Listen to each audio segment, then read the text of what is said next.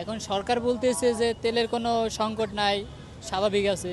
কিন্তু তেলের পাম্পে আসলে যদি স্বাভাবিক থাকে তাহলে তেলের পাম্পগুলো কেন বন্ধ হবে? তেল নাই, তাহলে দুই একটা তেলের পাম্পে তেল দিছে, তাও বিশাল দীর্ঘ লাইন। আমি আসছি রামপুরা থেকে, এখানে 3-4টে তেলের পাম্প ঘোরা হয়ে গেছে অলরেডি, পাম্প বন্ধ এবং তেল দিচ্ছে না। এখানে আসছি প্রায় 2 ঘন্টা যাবৎ, সিরিয়ালে আছি, এখন পর্যন্ত গাড়ি তো সামনে যাচ্ছে না, এই অবস্থায় আছে। এখন আরও কতক্ষণ লাগে সেটা বলতে পারতেছি না। এখন কৃত্রিম সংকট হচ্ছে, এখন কৃত্রিম না কোনটা ওটা তো আমরা সঠিক বলতে পারতেছি না।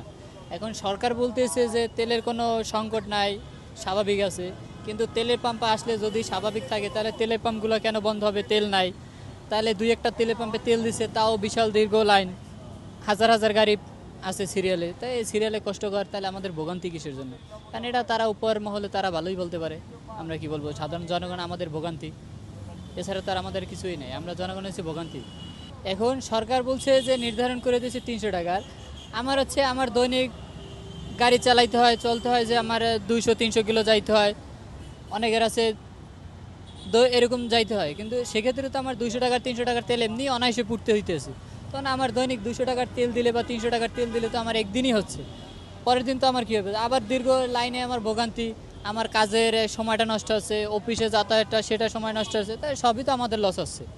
এটা আমাদের ভোগান্তি, আর কিছুই নেই। এটা তো এখন এরকমই তো মনে হচ্ছে যে তারা যুদ্ধের একটা ফায়দা লুটতেছে।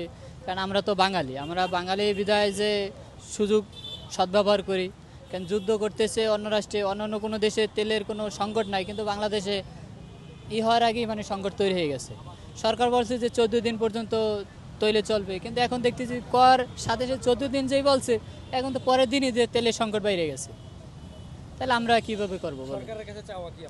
সরকারের কাছে চাওয়া যে আমাদের এই যে ভোগান্তিগুলো এবং যে তেলের পাম্পগুলো আছে এগুলো তা করা, একটু তদন্ত করা, যে তৈল আছে কিনা, যেগুলো রিজার্ভ করে রাখছে ওগুলার আইনানুগ ব্যবস্থা গ্রহণ করা উচিত।